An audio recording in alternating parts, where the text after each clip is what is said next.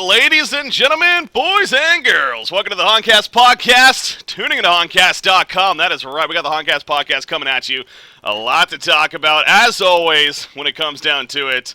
And really excited to be on here with you guys. With that said, of course, I'm Breaky CPK. I am joined by a couple of co-hosts today. The usual one on my left hand, or technically right hand side on your screen. Anyways, going to be joined by Beef. Beef, how you doing, buddy? Hey guys, doing great as usual. Excited to be here and talk about some Han. It's a beautiful Monday, Breaky, and I'm good to go. It is. It's a great Monday. It's a brand new week, and definitely excited. Again, there is a lot to talk about. We'll get into it. But first, I also got to introduce the other co-host. Going to be guest co-host for today, Panny. Panny's back. Panny, how you doing, buddy? I'm doing great, Breaky, and hoping the microphone's going to be great today. We got to cross our fingers for that one. It seems like it's a 50-50 shot, but we'll see if we make it through for today. We'll see. So is it? You said it was hot there in Greece. Is it hot today? Very hot. Yeah, it's around. I can only tell you in Celsius. I actually forgot Fahrenheit since I moved to Greece. But for those who do know, it's around like 29, 30 degrees Celsius. So it's pretty hot. But I have no clue what that means. That's not that bad. It's shirt off weather, in other words. Well, why do you got the shirt on then? Man, gotta stay professional here. Of course. That's what we do on Honcast. Stay professional. All right, with that said, again, though, we definitely got a lot to talk about, including, of course, Han Tour. Not only do we got this recent weekend to talk about, we got all of Cycle 1 to talk about, though, too. We haven't had a podcast since actually Cycle 1 even wrapped up, so we get to discuss, say how that went, give our thoughts on that and whatnot. And then we also are going to be talking about the Southeast Asian scene, specifically the G League that is happening over there, and how things are shaping up. It's actually really interesting, specifically, of course, with Nova and Emperor's team, the Impunity Squads. I should start saying Impunity. Nova will get very pissed off at me if I keep calling it Nova's team. Anyways, Impunity Storm and Impunity Fire, see how they're doing. Again, we'll talk about that later on. But we definitely got a big announcement here to start things off with. And I'm going to actually go ahead and give it to Beef here right off the bat because Beef, he's basically been the guy putting this all together for the most part. So, Beef, I want to let you take it. Beef, what is this big announcement that we have for the community here? I would not say I'm the guy putting it all together, but certainly been putting in a lot of work along with the rest of the team. But Sound Blaster Heroes League is returning. You guys might remember season number 1. We ran from December until March of last year, crowning Complexity Gaming as the champions of that tournament in a rather extended event. We're back with season number 2. Breaky announced that today. Got the SIVO site open. Registration is up. Announcements on the forums. Of course, all the information available there. But Breaky, I am very, very excited about this tournament. Going to be running from now until the end of October. And a lot of money and prizes on the line. Well, yeah, to be specific on that, it's overall $20,000 in cash and prizes going to be on the line. So obviously, I think it breaks down to I think I read it 15,000 of that is actually going to be the cash prize, another 5,000 of prizing in general. And this ain't no mouse pad prizing either. It's ain't random mouse pad. This is actually pretty legit prizes on top of the actual cash. I mean, I believe it's Evo headsets actually that are going to be won by 12 different teams even. These new Evo headsets from Sound Blast are actually pretty badass from my understanding. So it's definitely a big event, and I'm excited that we got the chance to announce it. Panny, I want to get your reaction. I mean, I assume you heard about this before even coming on, or maybe it is the first time you're hearing about it, but what is your initial reaction to hearing about this tournament? Yeah, I heard about it like 5 minutes before I went on here, but it's awesome. I mean, anything that gives like money and motivation for players, and on top of that, Sound Blaster, the old event, I mean, it was a great event, and the first season that we played, it was awesome. There's a lot of excitement, a lot of hype over all the games. I mean, it wasn't something that was kind of ignored. Yeah. And, like you were just saying, there's a lot of good prizes. There's headsets, there's, sound cards from last season. I mean, I don't know if there's different prizes now than last season, but it's just something to keep players excited and more motivated and more active as well in the scene, because that's what we kind of need right now is a more active scene, and this definitely helps it a lot. Yeah, Beef, again, I actually have the breakdown here as far as like the stages and whatnot, but if you want to kind of go over quickly as well as far as, what the stages are going to look like ultimately, and then Sure. kind of breaking it down, so. Now, one of the big changes from Season 1 into Season 2 is going to be that there's no invites this time. Previously, we had 8 qualifying teams and 8 invited teams. Those invites are gone. Every team that participates in the later stages is going to have to qualify through one of either our 4 international qualifiers or our 2 Southeast Asian qualifiers. So, I mean, as you can hear right there, 33% of the teams going into the later stages are going to be from Southeast Asia. So, with the heavy competition in that region lately, we're definitely getting them included, as well as having some of the Southeast Asian sponsors coming into the scene to support this event as well. But the big breakdown, going to be 4 international qualifiers. First one of those going to be starting next Monday. That is 7 days from now. And, each one of those qualifiers will be having 2 teams qualify into a group stage. So 12 teams going to be going into the group stage. That's going to be 2 groups of 6, round-robin style, played out over a week, and that'll lead into a final playoff bracket, 8-team double elimination, and I personally really, really am excited for the group stages. I mean, that's going to be 15 best-of-ones from each one of those groups, and there's going to be 4 Southeast Asian teams in there. We're going to get to see, once again, how the NAEU scene is going to be able to stack up with the SEA scene, if we're going to have some surprises there.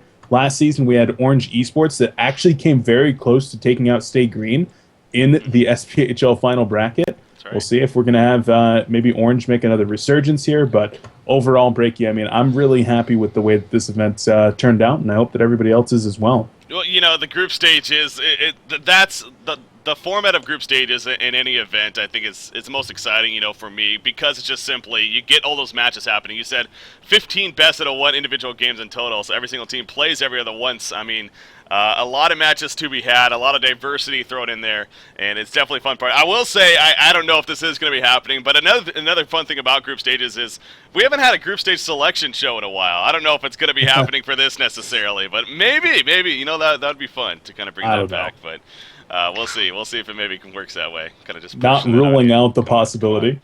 We'll see. We'll see. We'll see. Now, okay, so again, kind of bringing it back up here real quickly. So you got all those qualifiers initially. Again, the dates are on there. You got the group stages, and then the playoff stage that you talked about, and then all the way to the best of 5 grand final. So yeah, $7,500 for first place. Again, a good chunk of money there. And so what? It looks like this lasts about a month and a half, as far as the overall tournament is concerned. About 2 full months, yeah. About 2 full months? Okay. The 2nd of September until the last week of October. That makes sense, yeah. So. Awesome, yes, man. Sir. A good amount of time, and definitely excited to be doing this once again. One of the cool things is we've actually partnered up with a pretty well-known American company, at least as one of our American sponsors here in Best Buy. Going to be one of the sponsors of this event, which I personally, when I heard that was going to be a possibility, I was like, that's a pretty big name to be bringing into esports. And I mean, so I'm really excited about that. And of course, the entire event we're going to be promoting, as well as giving away some of the Sound Blaster Evo ZX, as well as the Evo USB headsets. I've got my brand new ZX on right now, and I can tell you this thing kicks ass. I know Breaky's jealous. So no, yes, yes, I am. It's pretty nice. It's going to be a fun event, man. Pandy, I mean, speaking of your situation, I know that you've been kind of going around looking for a team and whatnot. I mean, you think you're maybe going to try to put something together for this, or you have plans yourself, or? I mean, definitely, I'd love to play this event. Of course, it seems like it's a bit harder to get in this season than it is last, so it's going to take a lot more hard work. You can't just kind of make a mixed team and expect to do well in an event like this, because it's such little spots. But yeah, I mean, I'm definitely looking forward to playing. I'm going to make sure I can play as many qualifiers as possible until I qualify. That's what it takes. Again, there's 8 spots for the international. Yeah, so again, not many when you break it down. But yeah, so that all starts. You said next week. I mean, really, we're just getting right into it. It's not like there's a month break now after the announcement. No, we're just getting right into it next week. So for those that are interested in signing up, is there a cap in terms of the amount of signups? It doesn't look like it even. 128 teams. Okay. Yeah, we're looking at a 128-team bracket right now for the NAE region, but if we do have greater interest in that, we will bump that cap up to try to accommodate, squeeze some extra rounds in where we can, because we want everybody to be able to have a chance to play in this tournament and try to face off with Newark's best. Yeah. That's awesome, man. That really is awesome. And as far as coverage is concerned, by the way, obviously, we're definitely going to do our part to get matches here and there. I know, Beef, this is going to keep you really busy with this event because I know you're being modest and everything, but honestly, I know that this is your baby to an extent. This event, as far as how it even works and whatnot. You've been a big part of that process, so I'm sure you especially are excited that this is happening and it's going to be put together. So. But yeah, when it comes to coverage, I don't know what your plans are. You don't plan to cast every single day, do you? Or I mean, maybe. If it calls for it. We'll see. What time are the weekday matches, with that said? I believe they're going to be at 3 p.m. EDT for the international qualifiers. That's our current time. We might mess around with those times a little bit going forward, but at least for the first qualifier, that's what we're looking at. Gotcha. Okay, cool. But as far as coverage, I mean, I know I'll be putting in a lot of coverage. We've got best of threes in the qualifiers from the quarterfinals forward. Mm-hmm. Those at the least will get covered, and we'll probably even be looking at some of the best of one matches even before that round of 8. So there's going to be lots of Sound Blaster Heroes League to go around for the next month and a half, 2 months. Yeah. You know, it kind of reminds me a lot of, I think it was called the Road to DreamHack. It was sponsored by MSI way back in the day for those tournaments where it was kind of a similar format where we had the qualifiers of 2 teams would then get the stipend towards DreamHack, and sure. it kind of reminds me of that kind of that feel, though, that like this is a pretty epic event. It leads all the way to eventually the end, of course. So yeah, no, it's exciting to see this, and as great as Haunt Tour is, it's always good to have other events obviously happening as well in concurrence with it. So great to see. Absolutely. All right, Panny, any other words from you, perhaps, as far as this event before we move on here? No, I mean, I think it's just awesome. I'm happy I heard about it right now. I mean, before this, I just assumed it was just on tour up to now. But yeah, definitely awesome. A lot of money, and it's going to keep the scene growing and, make people more dedicated to Han. Yeah. I'm excited to also see the Southeast Asian scene once again. Yeah. And I know we say that a lot, but it really feels like now, especially with them getting their G League going, and things are really getting together over there in Southeast Asia as far as their competitive scene is concerned. And not only do they have just an amazing player base, of course, especially in Thailand, but that's going to be interesting to see what teams pop out of there. And again, we'll definitely talk about more of the Southeast Asian scene later on when we talk about G League, but I know there's some big name teams once again popping back up, including like Orange Esports and whatnot. So that's going to be interesting to see the 4 teams that make it out of there. Maybe one of the impunity teams. I mean, that's possible. Obviously, we'll see. Playing over there, so we'll see. It's going to be up to them. I mean, that's stiff competition over there right now. I know we'll be talking about the SEA region and G League a little bit later on, but there is a lot of possible competition coming out of that region, and with only 4 slots, they're certainly going to be fought over pretty fiercely.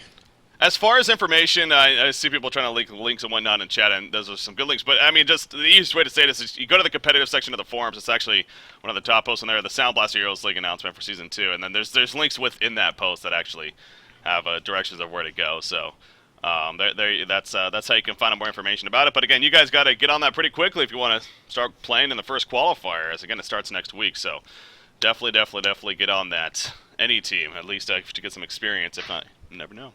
Maybe go all the way. Who knows? I mean, hey, we had some surprises last season with Bye Team making it into the into the finals. Like, who the hell was Bye Team? Yeah. Hadn't heard of them before then. Haven't heard of them since.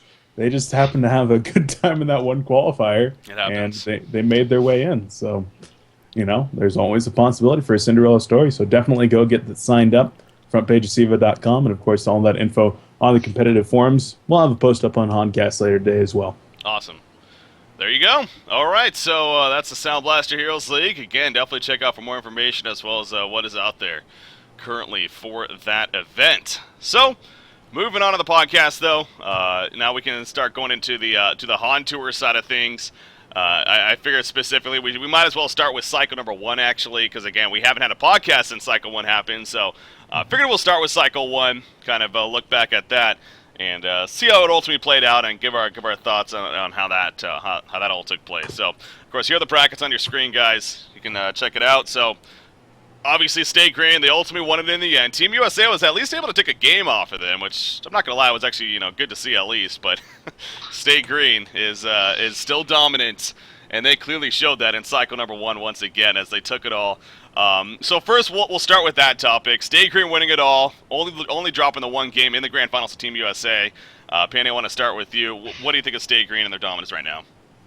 I think that they're one step ahead right now with their drafting, especially. In Han, I think that's definitely a big reason to their success. With the fact that there's a bunch of new teams kind of starting, we have a bit of more amateur drafters and teams that are starting it out now. As for Team USA, I feel like they have a bit of a different drafting style because of their activity in Han, I guess. They kind of pick different heroes. They pick more. I mean, we see a lot of Pharaoh from Team USA and heroes that they just like to play. I think it's more than anything else. Yeah. But I mean, SG's picking to win, and I think that's the main reason. And they're having 5 main players, which are just very, very strong. And I'm sure that they practice more. I'm sure Swindlemelons talks to this team. I mean, he was the captain of the old SG, so yeah. If he knows, if there's anybody that knows how to win a good cycle, it's definitely going to be Swindle. Yeah. Yeah, and well, Beef, I want to get your opinion first on Stay Green, their dominance, especially in cycle 1 there. I think I gotta agree a lot with Penny. I think that Stay Green's drafting is definitely one of the premier things. I mean, we even saw when they had to use a substitute in Mega Smurfing that they were still able to just pull through. Like, their team chemistry as 5 players doesn't matter as much as it seems to for some other teams, like notably Lions Esports Club, maybe. But they're just able to take an advantage in the drafting phase almost every single time and then play that advantage into a victory. So until these other teams are going to be able to have enough experience to draft on Swindle's level, I really don't see Stay Green losing too many matches in that regard. Yeah, for me, the big thing that we brought up, before cycle number 1 when we did the podcast just before it was Stay Green. Yes, they're probably going to be the favorite going into it, but it was how is the roster going to be able to work together in the end, especially in the long run? Specifically with Swindlemelons and My Nuts. The 2 captain roles there, they come from 2 very, very competitive teams just the previous season, and here they are joining ranks together to play on the same team. So for me, that was kind of the biggest thing to really look at, especially going into Cycle 1. Clearly, it didn't phase them anywhere near enough to affect them in Cycle 1. They dominated. Again, they only dropped the 1 game. I still think it's going to be interesting because now, as far as them dominating in Cycle 1, in Cycle 2, it's been the same story somewhat so far. I mean, TMSR definitely gave them another challenge yet again yesterday, but in the end, Stay Green was able to pull off that series, of course, 2-0. But as we move on to the cycles here, I don't think they're going to be able to keep up the dominance. I mean, going back to what you were even saying, Pandy, as more time goes on, teams are going to get more experience with the drafting stage especially, and that's where they're going to start catching up. So when that starts to happen for Stay Green, are they going to be able to persevere? Are they going to be able to get through that? Okay, we're starting to actually lose some games now, maybe not winning the cycle in the end. How is that going to affect things with our morale and whatnot? So that's still something that I'm curious to see. But for right now, clearly dominating team, and we'll see how long it ultimately lasts. But they are looking really good, especially at that drafting stage. So definitely got to agree there. Now, if a team does manage to catch up, which I agree with you guys, they probably will, it doesn't necessarily mean that they're going to be able to just draft on the same level. One thing that's nice about Stay Green, kind of like Fnatic MSI of old, is they're not only good drafters, they're innovators. They're people that are constantly coming up with new strategies, new things that work. And I'm pretty confident that Swindle and the boys are going to be able to continue being strong, probably not maintaining a huge winning streak, which, I mean, I will say right now that their winning streak, I actually looked up the stats on it here. The last time that they did not win a major tournament they were involved with was on February 10th of this year. The last time that they lost a best of 3 in a major tournament was on March 14th when they lost 0-2 to Afraid. So wow. It's kind of insane. That's true. I mean, the group stages was obviously, that wasn't best of 3. That was just 1-game series. So yeah, in DreamHack, that is. It's wow, kind of insane. It's been 6 months since they did not win a tournament they were involved in. They're good. They're good. They're good players. That's a crazy stat indeed.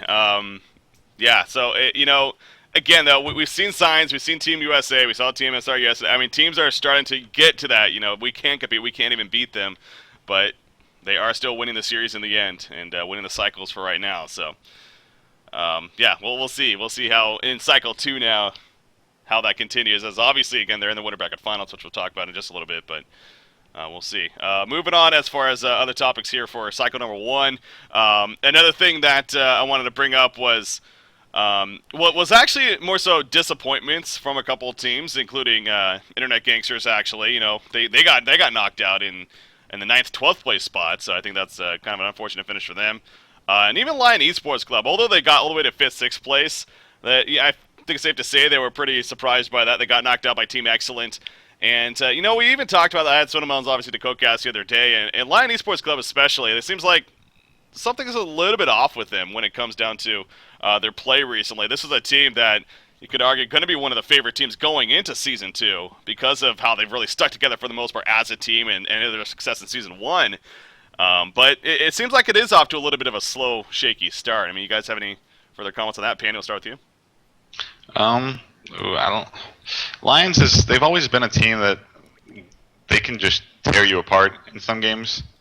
I don't know if it's maybe the tournament kind of scene that maybe gets them a bit more nervous and they don't play well under pressure. I'm not sure if it's really that, or if it's just the fact that Team Excellent, for example, is just having such a good cycle, and even now, they've been having just such a good run for the past couple of weeks.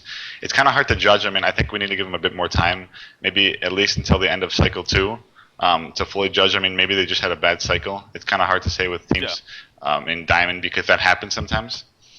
But overall, I know that they're a team that is very consistent in keeping the same roster and building as well as a team, and they're more oriented to not be more individually skilled, but working on the team at the focus. So I think over time that if they have any downfalls, they can definitely fix it. They're good friends, and some cycles, they might just not be as good as others, but I think that they can probably work something out, is my opinion. I think something might have gone wrong, maybe morally for cycle. Could be after they lost, that early. So they can definitely, their team, they can build back up even if they have their falls. Yeah, it is too early. With that said, it's only one cycle or a cycle and a half now. They are still in cycle number 2, so it is definitely still early. Beef. I kind of got to agree with Panny. It seems like they might have some kind of a morale issue after maybe an early loss. And it's no secret that Lions is a favorite team of mine to watch, at least.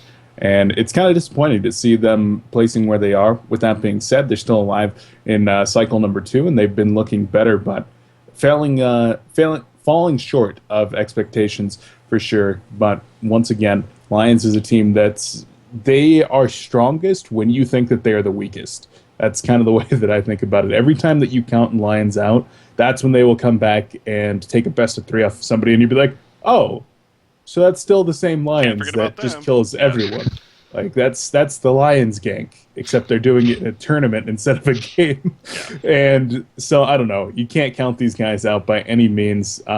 Probably not in top 3 form right now, at least not in consistency-wise, but once they turn it back on, they will be back into that very, very high tier, and I think it's just a matter of time. Speaking of top 3, now, as far as top 3, obviously Stay Green, number 1 right now. I don't think there's any debating that, but then 2 and 3, at least of how they finished in cycle number 1, you got Team USA and Team Excellent, both having some very good runs. Now, Team USA, I personally can't say I'm as surprised about. I will say there is a little bit of that because, again, it's no secret. They haven't been really putting a whole lot of effort into Han lately outside of actually just playing their competitive matches with Han Tour. So it seems like they kind of just show up. But it does go to show you that these guys are very skilled players in the end. It's not like, again, they're completely going away from gaming as a whole and then just happen to come on the weekends to play a video game. They are still gaming in the end. They still, at least, train themselves in that sense. So to see them with their success still, I'm not that surprised because of their skill level, because of how they've played together in the past in Season 1. And for the most part, again, they are players that are all very, very familiar with each other. So, but, they had quite a run here. Again, like I said, they're the only team to even take a game off of Stay Green so far in Han Tour. As they did in the grand finals, ultimately losing in the end, of course, but they did get a second-place finish, so they have a strong run. And then, of course, there's Team Excellent, which I think is the bigger surprise. Yeah. And I mean that in a great way, obviously. That I saw Team Excellent coming in as, still kind of that 5th, 6th place team maybe, kind of that, where they're going to be able to break top 3 even. maybe not early on, but right away, off the bat, they had some big victories too. I mean, they got knocked down very early. Let me actually pull it up real quickly right here for you guys, but they got knocked down very early. Where were they? Yeah, by State Green actually in the second round. But they fought their way through. They defeated Young Ukers, VDT, Lion Esports Club, Too Much Sugar, and then eventually got knocked out by Team USA in the third place match. But they had some big victories there against Lions, TMSR, the VDT team at that time. They had quite a run. So Team Excellent, for me, out of those two teams especially, is more surprising. But both teams definitely deserving credit, though, from Psycho 1. Panny, what about you? Your thoughts on that? Yeah, I mean, Team Excellent, not really a team that anybody would put in their top 3 going into Season 2. Nobody really expected Pew's team, or Bassett's, whoever is a leader now, but most people know it as Pew's team. They didn't expect them to do amazingly well. And I think it's kind of just, it's gotten to the point where they're finally a stable roster, and there's no more roster changes in that team going back and forth, nobody leaving, nobody getting kicked. I mean, they finally have a solid 5, and Bassett has, a decent amount of experience. He's even played at DreamHack with TIG. I mean, he has experience LAN, off LAN, and Pew is honestly a great leader as well. I mean, I've played with him many times, and he knows how to make everything click, and he knows how to when something goes wrong, he knows how to fix it. And I think those are the kind of players you need in the team to make it work. So over time, this team is just going to get better because of the fact that they're constantly staying as the same 5 guys. So you've actually had experience. You just said playing with Pew, especially. I'm actually very curious about this. Pew's known as a notorious troll in the end. Does he kind of have the attitude when he's actually playing this, or is he kind of a different person when he's actually leading the team in those games? I'd say he's very serious in games. Okay. Obviously, I haven't played a tournament. I've only played some scrims, but he treats most scrims like he would treat a tournament, and he'll point out mistakes. He won't get mad. That's what I like about Pew as well. He won't start raging. He has a tone of a voice that is more calm, and if anybody makes a mistake, he'll tell them nicely the first time. We need to focus on this. We need to try to fix this. When he used to draft as well, he used to always ask for his team's inputs as well. So overall, he just he's more of a player who he wants to learn and he wants to teach people at the same time, and it's that's the people you need being in the face of a team. Yeah, well, it's good to hear. And again, I'm sure, definitely part of their success. I will say also, to me especially, Nox has been, once again, a big-name player. I mean, again, obviously he played for Q Squad last season. He was great last season too, but, now that he's in a different... And on top of that, I know he definitely gets some slack for maybe certain item pickups that he kind of used to do even. Honestly, I felt that that's changed to an extent lately, but... Yeah. Again, as I pointed out, I mean, when it comes to raw stats as well, they had something like 17 games, and he averaged 560 gold per minute through 17 games. I mean, that's a pretty absurd number when you think about that, especially in the Diamond Division against all those quality opponents. So, the dude knows how to farm you. That's definitely a team effort as well in the end, sure. But he's been, to me, probably the most impressive player out of them that stood out at least. But, yeah, finishing third place. Beef, what about you? I gotta agree with you guys. The first sentiment, did not expect them to do this well going in, but knowing Pew and just how hard he tries and just how much he wants this, just if nothing else to prove the haters wrong, it's not that surprising to see them doing well. It is still surprising to see them in top 3 back-to-back cycles. With that being said, I once again gotta agree with you there. A lot of the credit to Nox, who's been doing not only an amazing job farming, breaking 700 GPM, I think, 3 times this weekend, but also playing heroes that aren't as common. Dampier, one of his signature heroes, he's played a lot of Soul Stealer in the past couple of weeks as well. So he's bringing heroes into the metagame that are not necessarily what you would expect, and I think that might be part of their success. As long as Team Excellent does not become like Pewstrol Ultra Gaming next week and bring back Fabunko and like Joe the Jungler, and just completely destroy this roster, I see Team Excellent as being a top 3, top 4 team for the foreseeable future if they can continue playing like this. With that being said, consistency in their roster as well as their gameplay has been their downfall previously. They've shown flashes of brilliance, and I'm hoping that this is going to be a more consistent outcome for Team Excellent, and, we'll just have to see. Yeah. So, with that said, anything else on Psycho number 1 from either one of you that you feel like you want to bring up before we move on here? Doesn't sound like it. IG got very close to elimination. I'm glad to see that they did not get eliminated and bumped down to gold. Yeah. That was scary. They did get knocked down very, very early. I'm actually going to pull up the standings right here after the first cycle. So these are what, of course, the standings look like after the first cycle. Obviously, Stay Green up there, pretty solid first place spot, but then it trickles down there. Team X, and of course, they ended up getting second place. Team USA did receive a penalty. But, Beef, do you know what the penalty exactly was for that by chance? Nope. Yeah, I never actually found out what the penalty was, to be honest. I think it had something to do with, I guess, using a player that wasn't on the roster. They had to use a ringer for one of their matches, so Really? they did get penalized points as a result of that. Yeah, but actually, we should probably. It looks like they double check on lost that, half of their points, I believe, as a result of that makes sense, yeah. the forfeit that they took. Oh, when the you forfeit, you yeah. lose half your points. That makes sense, actually. That's right. They did forfeit in the winter bracket finals. That's true. That's probably what it was. Okay. So yeah, they did lose. Yeah, as you said, it looks like even half their points. Okay. So they are at 8th place currently, but definitely can climb out of that, obviously. But so as a result, like I said, Team X, that does put them in 2nd place. Then you kind of go down from there after the first cycle. So unfortunately, a couple of these teams have disbanded now, but other teams will step up and change things around. So that's what things were looking like after Cycle 1. Now we got Cycle 2 to talk about. And actually pull up the brackets here. So Cycle 2, of course, starting this last weekend. And it definitely got some good matches out of that. Now, the thing with Cycle 2, unfortunately, you see at the very beginning there especially, there were to say a couple of forfeits. 4 teams in total throwing out forfeits there. So I think 3 of those teams ended up disbanding. Actually, maybe even all of them. I don't think Pain Train disbanded. But I know Youngo Euchre's Swag Nation as their label, which is VDT.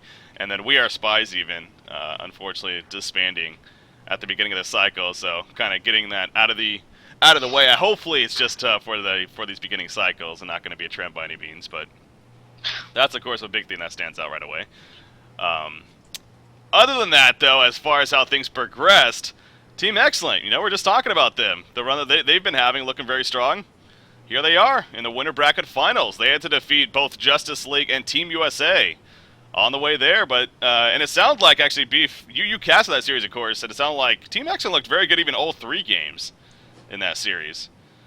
Yeah, they definitely did. Something like a 750 gold per minute Dampier, like level 25 in item cap by like 32 minutes in, which is, I think I've only seen Nox do that. I've seen him do it many times too, like 5 times.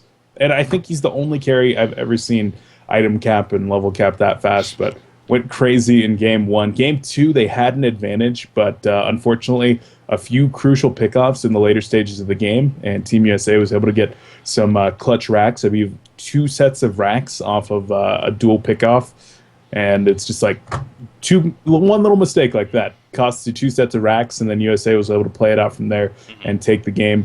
But they came back in game number 3 with a Dampier. Peter Pan Dam either forgetting to ban Dampier or deciding that it wasn't that big of a deal. Well, 600 gold per minute Dampier in 15 minutes shows you that it was. That was an 18-minute CC. Excellent.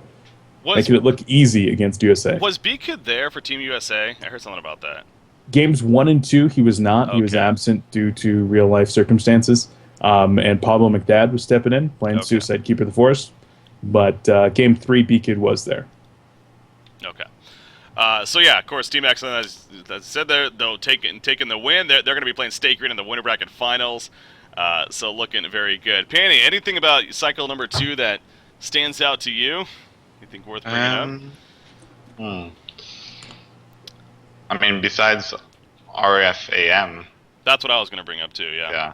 Yeah. Besides that, I mean, Team Excellent does make it to the winners bracket finals, so props to them, like we just said. Definitely deserved it. I mean, IG getting knocked out early again. That's kind of surprising. They did lose to Lions this time, though. It's not like more of an upsetting loss, but I still expected them to do a bit better.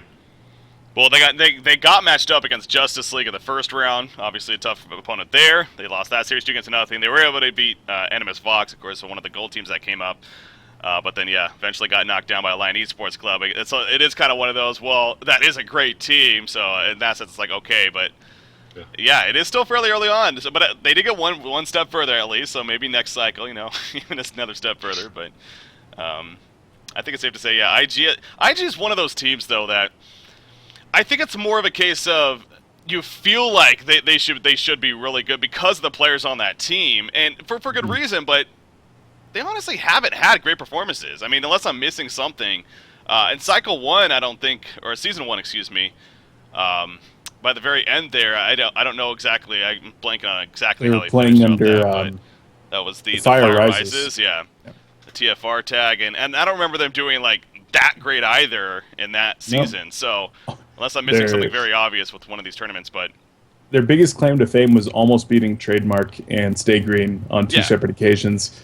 After that, I mean, the only other notable success they've had is making it to the semifinals of the DreamHack qualifiers, where they lost 1-2 to Complexity Gaming. And outside of that, they have taken, I believe, one of the Ultimate Series, and they've gotten to second on like 3 Ultimate Series as well as the Han Invitational. So, I mean, in some of these smaller events, I believe they ended up getting... No, they didn't finish in Alienware. Yeah, so some of the smaller events, but so far with the big ones, limited success. Yeah. I think they got the tournament that was hosted with the Honcast subscribers. I think they got second place in that. That's the... yeah, I just mentioned that. Han Invitational, yeah. Okay. I mean, I think that's where more people started seeing IG as a good team, because it's a bit before Han Tour qualifiers, and that's kind of where they showed their name. So that's kind of where I think everybody kind of knows them from, and seeing them as a good team. Yeah. I mean, they are a solid team in the end. Again, they got the player makeup for that especially, but it just seems like that. Yeah, they haven't really been able to do that well yet. Obviously, with Han Tour again being knocked out once again in the first weekend. So we'll see if Cycle 3 things change with that. But for now, going to be knocked out here. So. We'll see how that progresses. With that said, actually, IG is in the finals of the Ultimate Series tournament, which we are going to be casting here next on Honcast. So I know people keep bringing that up. It is IG versus Team Excellent, another team that we're talking about a lot. That's going to be a best out of 3 finals, of course, for the Ultimate Series Power Mancer tournament. We're going to be covering that next year on Honcast in about 35-40 minutes from now. So. Just a heads up on that. Panny, though, I mean, you brought up, and I really want to stress this too. The Ready for a Miracle. These guys, I love seeing this. I love seeing this mainly because, again, this is what I was kind of definitely hoping for to an extent, and I was not surprised to see it in the end because it was bound to happen. I feel at least. But here we are on Cycle 2. We have a team that was in gold last cycle. Moved up to Cycle 2 for Diamond. Of course, I think they got second. They lost to We Are Spies in the finals of that. But here they are now in the top 8. They're in the top 8, and it's not like they had an easy ride, like a random easy ride. That's why they got there. They defeated both Locomotives and then Justice League in the next round to get to this point. 2 very quality opponents. They are going to be matched up against Too Much Sugar now in the next round, so that's definitely another big step there for them to have to climb. But these are players in a team that you never even heard about, and all of a sudden, here they are in the top 8 of Diamond. So, what do you guys think about that? I mean, Panny, again, you kind of touched on them a little bit, but what do you think about RFAM? I actually played them with Locomotives this cycle. That's right, in the losers bracket, the second round of losers bracket. And I mean, I'm trying to gather my thoughts and kind of like remember what they did well, and I think it's just their team coordination as well as their drafting is a lot more stepped up than most gold teams or most teams that we don't really know about. And they're picking lineups that they play well. I mean, that's what I noticed is that they're not going to go for heroes who they see on Honcast all the time. They're going to go for heroes that they play well, and that's what they did, and they played very well and extremely. We saw Ophelia, and we don't see Ophelia that much. We saw other heroes who I can't remember off the top of my head, but it was more consistent between Game 1 and Game 2 with the picks. They focused on the same heroes both games. They did similar bans, and they just played what they knew how to play, and they won. Yeah. Beef, any thoughts on RFAM? I got to agree with Panny that the picks really do kind of stand out for this team. I remember when we cast them, I believe, in the Han Tour qualifiers, that I looked them up, and of course, some very notable TMM players over there, and in fact, all 5 of them have accounts over 2,000 MMR, I believe, and so definitely kind of shows in their picks that they're not necessarily going for the Honcast heroes, like you said. Instead, relying on what they're comfortable with, what they've found success with in public play, and then instead focusing on the team coordination as really just a unit, kind of like Lions. And so far, I've been pretty impressed with them. I didn't expect them to be making it into the top 8, but victories over Justice League and the Diesel Electric Locomotives.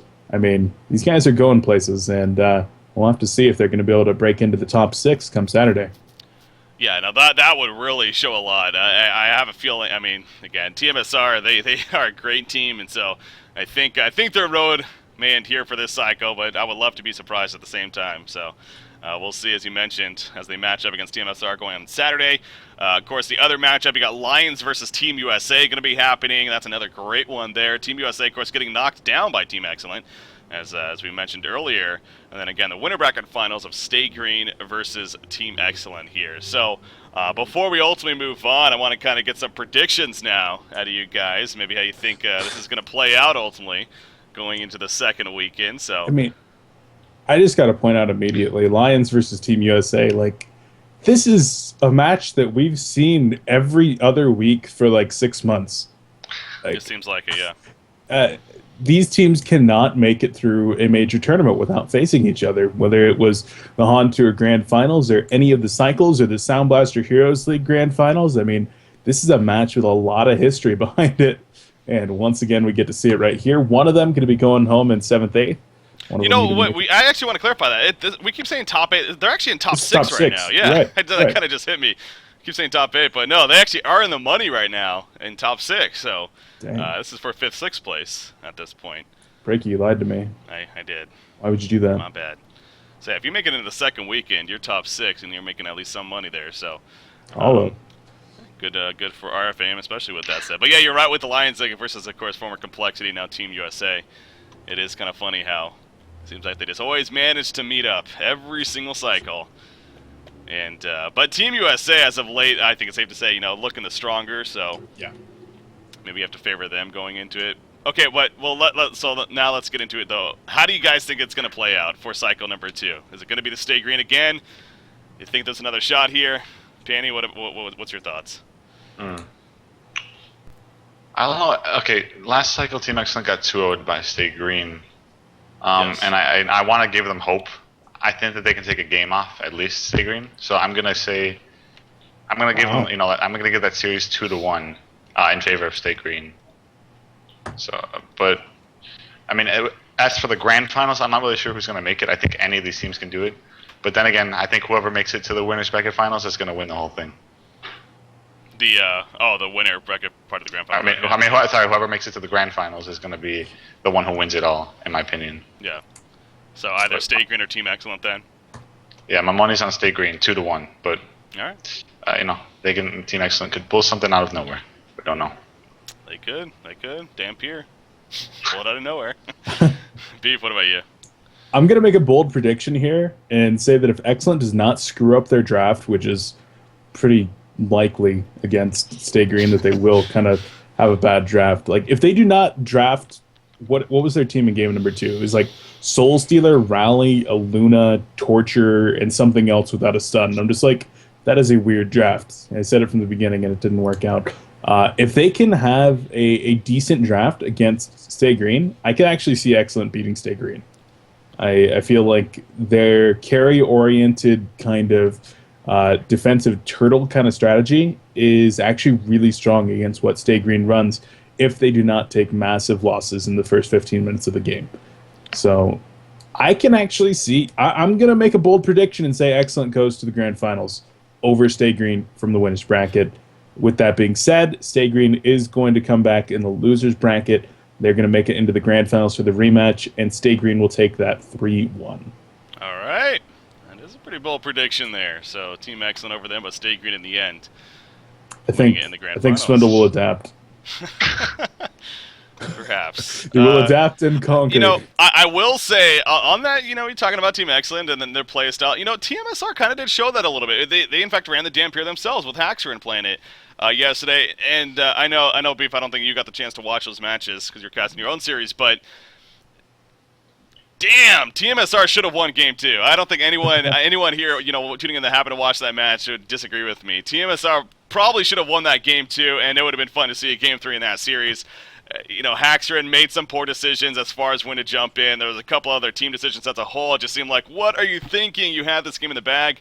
But that play style, they ran the 2-2-1 setup. They had the Dampier focusing on the farm, and it did work very well against Stay Green. I kind of think Team Excellent is kind of that similar style of play style that we're going to try to sit back, get farm on this one hero, play against you guys, and then try to make it out of there. So I don't know if I don't know if I can sit here and go as far as saying Team Excellent is going to win this series in the end. I just think Stay Green is just too strong right now at this point.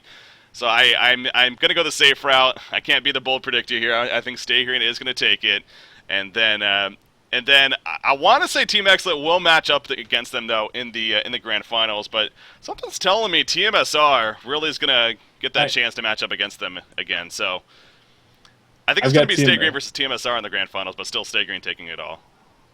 I've got TMSR as my dark horse.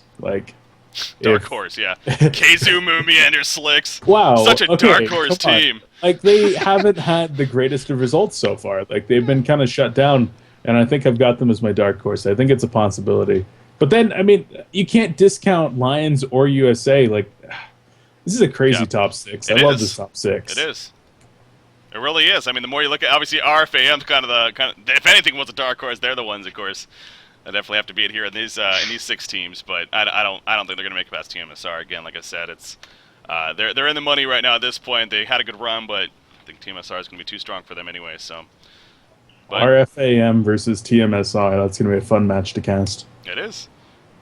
Again, 6 teams left. Great matches left. Looking forward to next weekend already. Want it to be here. All right. So there you go. There's predictions there as far as we think it might be playing out for cycle number 2. Again, that continues on Saturday and wraps up on Sunday. So moving on here.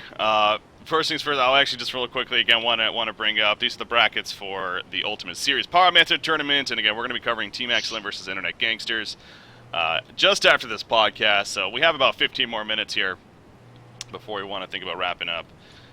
But there you go. That's for the Ultimate Series Finals. IG versus Team Excellent. Definitely stay tuned for that. All right, the last topic, though, that we wanted to talk about here, though, was, of course, going away from the North American European region and jumping over to the Southeast Asian region for the Garena G League specifically happening over there. I also know that they currently also have their, I believe it's the Malaysian Han tournament going on as well. So there are multiple events definitely happening over there. But the G League, it's the big one. It's the equivalent of the Diamond Division Han Tour, as we've talked about before. And in fact, okay, so as we talked about before, it's basically they play. The format is a little bit different, though. What they have, and actually I have it on screen for you guys right here. What they do is actually, it's more of a group stage thing. It's I think 16 teams. Yeah, 16 teams in the Diamond Division. And they actually. Pulled up here on this. So basically, they play kind of a regular season. They match up against every single team once, and they play 2 games against every single team. So it's the best of the two-game series, whatever you want to call it. And then after that, they get points. If they do 1-1 tie, they get 1 point, I think it is. If they get a win, they get 3 points. And then if they lose, of course, nothing. And then at the end of all those matches, the top 12 teams, they move on to the next cycle, basically. So basically, it's a group stage format rather than a tournament bracket. Anyways, that's just the easiest way to explain it. Actually, at the end of each cycle, 4 teams go to the playoffs. So 4 teams will go to the playoffs. The top 12 will go into the next cycle as well, and the last 4 will get demoted into their secondary division. Okay. So there you go. Okay, so and then so the top 4 go into playoff, and then they compete for I forget what the exact prize pool is for each cycle, but I'm sure it's definitely some good money on the line there. So I don't think so. The standings I have these. Do you know by chance if these are the final standings for August, or no? This is after matches? 10 out of 15 rounds. Okay. These are current as of about 18 hours ago. There were additional matches played about 5 hours ago. Gotcha. So it's even going to be updated further than that. But so talking about these. These standings here. Again, we're still learning with everyone else as far as a lot of these teams, and as time goes on, we'll get more and more used to them, I'm sure, when it comes to the team names. But The ones that we really are focused on are Impunity Storm and Impunity Fire. Of course, Impunity Storm, that is Nova's team. Impunity Fire, that is Emperor's team. That's happening over there in Thailand. And you see where they're placed right now. Impunity Storm happening to get in that 6th place spot. They've dropped down a bit lately. Beef, you were mentioning that. Oh, yeah. I think they've only won one game in their last 6 or 7 games or something like that, as of recent. So they used to be on top, but dropping down. But then Impunity Fire, though, they're the ones that they're in trouble. And unless they have an undefeated streak this week, probably going to be knocked out of the, again, Diamond Division equivalent. So that's a little surprising, not going to lie, when it comes down to it. But what are your thoughts looking at these Impunity teams specifically, Beef? I mean, especially with Impunity Storm, as of about 8 or 10 days ago, they were actually the number 1 team overall. Okay. And they were number 3 as of about 4 or 5 days ago when our last article was out, and have dropped significantly since then. Impunity Fire, unfortunately, has been in that bottom 12 throughout pretty much the entire season. Mm-hmm. So really some lackluster performance there from Emperor. I've been talking to him, and he's saying, hey, they're not really too concerned with this first cycle. It's more just scrims and practice. They're trying to get everything together. Not really too concerned with where the things lie right now. But I mean, I'm pretty sure that he doesn't want to get demoted in this first cycle. with the way that things work out, I want to say there's only 4 cycles of actual G League. Yeah. So if you have to sit the second one out, I mean, that means you only have 2 final tries to actually get into the playoffs and then get your seed into the grand finals or whatnot. Mm-hmm. Yeah, you miss. Yeah, getting dropped down. I think you're right. I remember hearing about that. It's only 4 cycles in total, so it really is that much more impactful if you get knocked down compared to, say, a Han Tour where it's 10 cycles instead of the 4. So, Panny, do you have any reactions to the Impunity teams, really? I mean, it's more logical that Nova's team is doing a bit better. Obviously, they've been a team for just a bit longer. Then again, I think it's just I like what Beef said about Emperor. I think both teams, especially Emperors, they're more focused about practicing more than anything else. But then again, like, you don't want to get demoted in a G League like this, where it's not like Han Tour. You don't have 10 cycles. You don't have this many tries to get back into the best division, and you want the best practice you can get, because if you can't be facing the top tier teams for a certain amount of time, you're gonna get a bit off of your game. And that's definitely going to affect them. Of course, I don't follow the scene that much, and I'm not very familiar with how these other teams are, Turtle Masters, and I don't watch them that much. So I'm not like aware of how well and how dominating they are. But as Beef just stated, if Nova's team was previously number 1, obviously this is kind of a up and down kind of roster for teams like that you just released on the Honcast. It's not consistent. There's not one team that's completely dominating. Yeah. For the whole events. Speaking of that, so again, we got the Impunity team. First, I want to also say about Impunity, I am a little, I don't want to say concerned, but it's because they do have a unique situation compared to a lot of these other teams. At least from my understanding, I guess I can't say for sure because I haven't done a whole lot of research on it, but I want to say Impunity is really the only team that has that kind of team house atmosphere to an extent. And obviously, again, they moved into a big team house. Emperor going out there more recently. For those that for whatever reason don't know yet, Emperor and Nova ultimately went out there. They moved out there to form teams, pick up players in that Thailand region, and compete in events like this, such as the G League.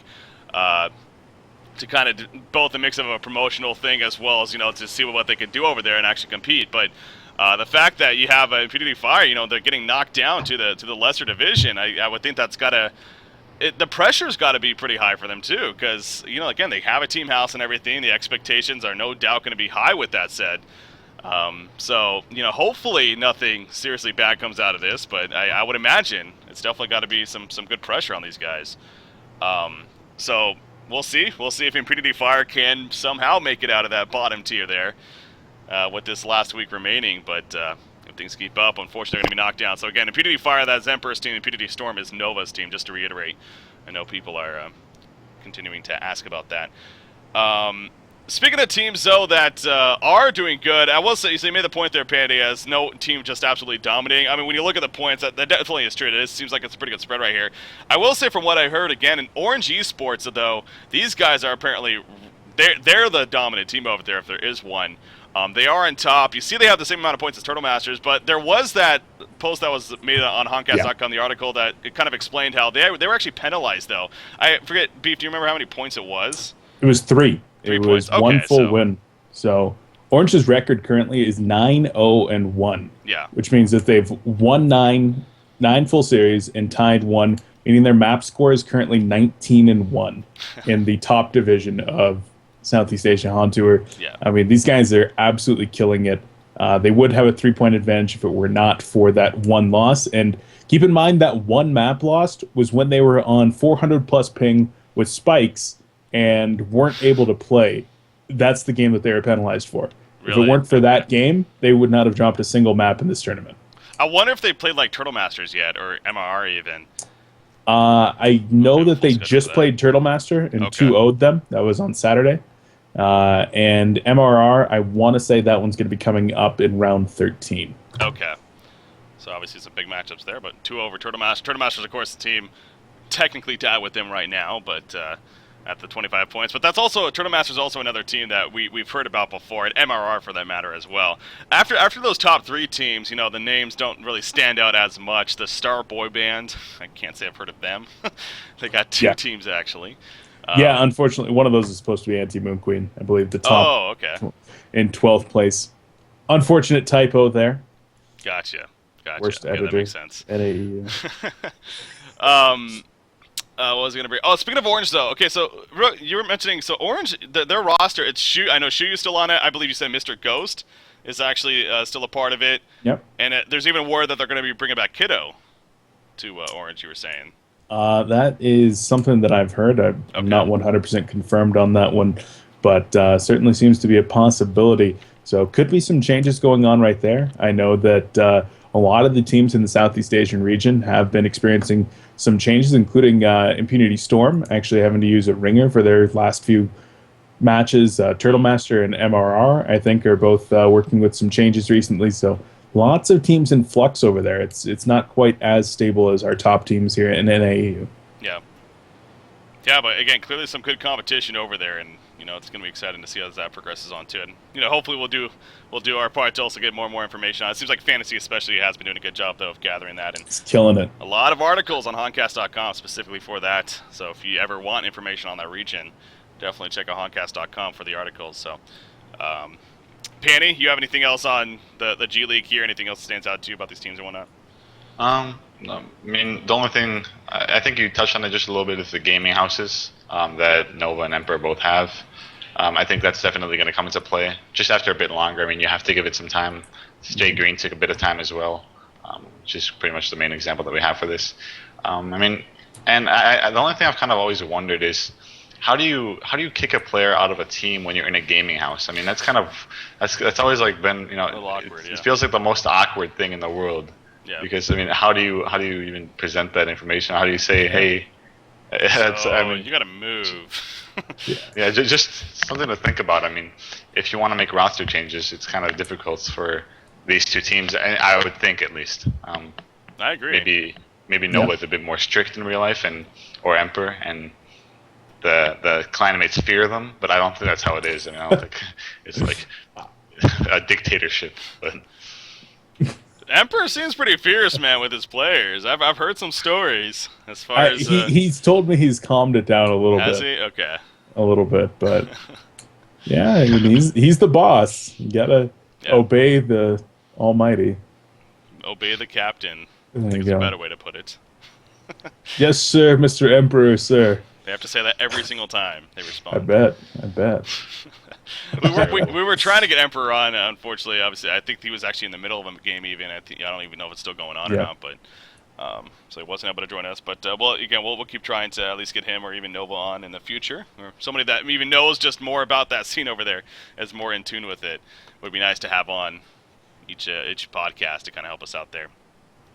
But yeah, no, it's cool. You know, it's cool. Just that graphic alone, again, you get some good information out of it. See how things are shaping up there for the season 1, as you mentioned, Beef. So it sounds like they got one more week of this, and then they're going to be going after that playoff stage, and we'll see how the results look after that. But again, it's awesome seeing this mainly because I know there's a stigma that, oh yeah, they're going to send 2 teams, whatever, to the Grand Finals of Han Tour just to get owned by Stay Green and whoever else. I mean, I don't think that's going to be the case anymore. I really don't. Southeast Asia is just, they're growing so much, and they're doing a lot more, especially when it comes to competitive Han. I find it hard to believe that they're not going to perform, so. The way that I look at it, each one of these monthly cycles forces these teams to play at minimum a best of 2 against the top teams in their region 6 days a week. Yeah. Like, it's practice, 6 days a week, just you are getting practice. that practice in. In addition to that, you've got playoffs. In addition, you've got like the Malaysian Han Championships and other minor events. They have tons of lands over there, especially in Thailand, that are going on. And they're even going to get practice here in the couple Southeast Asian qualifiers of SBHL. True. And then moving forward there. So, I mean, we're not going to have to wait too long, about a month and a half right now to actually get a look at these teams, at least online. But on LAN at the Grand Finals at DreamHack somewhere, we're going to get to see the true might of the teams that have now been practicing. Yeah. It's going to be fun, man. It's going to be fun. And that's true. This SBHL, that didn't even register until you pointed that out. Yeah, we're going to be seeing them even sooner than later with that online event at least. So, yep. Looking forward to that. All right. I think we've covered it though. Covered what we wanted to here on this podcast. And again, we are on a little bit of a time crunch here. Want to make sure that we have enough time in between to go ahead and cover the match that we're planning to cast. That's, again, the Ultimate Series Finals of IG versus Team Excellent. Going to be coming up here shortly. But before we do, want to start wrapping things up here. So I want to go ahead and throw it to Paney first. Paney, you have any shout-outs, any final things you want to say here on the podcast? Okay, first of all, I mean, if you like me, you can follow my Facebook at facebook.com/itspanny. Or no, sorry, Panny Han, my bad. Panny Han, I forgot my own Facebook. Wow. Yeah, I have updates there, team updates, stream updates. You know, if I'm ever going to be casting some scrims, you'll know from there. Because I like to do that sometimes. Besides that, of course, shout out to all the viewers, all the great competitive Han players that we have in this game, all the guys that deserve a shout out and are hard workers a lot of the time. And I think that's it. I mean, shout out to Beef and Breaky, of course, for bringing me on here. Appreciate them being here, and you know, it was a nice time. I enjoyed it. Awesome. So, thank you. That's good to hear. That's good to hear. In your mic, it held up. Shout out to the mic. Shout out to Pandy's mic. That's the reason I'm here, guys. Yeah. The mic. Beef, what do you got? Well, first and foremost, big shout out to Sound Blaster for the support of the Sound Blaster Heroes League. Make sure to go read up about that. Sign up if you guys want to play and get ready for coverage starting next week. And of course, Sound Blaster, Best Buy, Complet, Web Holland, Hardware House, and Banana IT for all their support of that as well. Make sure to like facebook.com/soundblaster and follow them on Twitter, twitter.com/soundblaster to show them some support. And, well, maybe you'll get a chance to win some of these awesome Evo ZX headphones. I know that I'm enjoying mine quite thoroughly. Stop it! It's so nice. I can hear Breaky crying and pretty amazing high-quality audio. But that's going to do it for me, guys. Make sure to tune in this weekend for more Honcast coverage of Han Tour Cycle number 2. Shout out to Death Metal, one of the subscribers in chat. Death Metal. Death Metal. Death Metal. He actually messaged me not only on Twitch but also Twitter and Facebook, trying to say, "Let Breaky know that my name is Death Metal, not Death Metal." And I said I'd do it, and then I forgot to do it. But I'm doing it now in front of all these fans. After I'm embarrassed myself. Thanks. No, shout out to all the viewers tuning in as always, especially for these podcasts. You know, hardcore diehard fans here. Definitely love you guys. And hopefully you got the information that you're looking for, entertained as well. Shout out to Sound Blaster, definitely. Shout out to you, Beef, especially for helping to put it together. But the Sound Blaster Heroes League, again, that's going to be fun, man. It's going to be fun. Another great event. $20,000 ultimately on the line, both in prize and prize pool. And a lot of great matches to be had with that. So on top of Han Tour, cannot wait to get that started as soon as next week even. So definitely sign up for that if you're a team out there looking for some more tournaments to play in during the week, especially get some more experience, have fun with that. Shout out to Pandy as well for joining us here on the podcast and his mic for actually working this time. All right, ladies and gentlemen, we're going to be wrapping things up here on the Honcast Podcast. Again, though, stay tuned. We are going to be shutting down the stream with that said. We got to turn on the delay and whatnot. But we'll be coming back with you guys. We're going to be doing, again, the grand finals of the Ultimate Series Powermancer Tournament. Team Excellent versus Internet Gangsters. Going to be happening here on Honcast. So sit tight for that. We'll be back pretty shortly. Pretty much going to get the stream going. We're going to get with the 6-minute delay. Anyway, stay tuned. We'll be back. Grand finals coming up. See you then. Have a good night.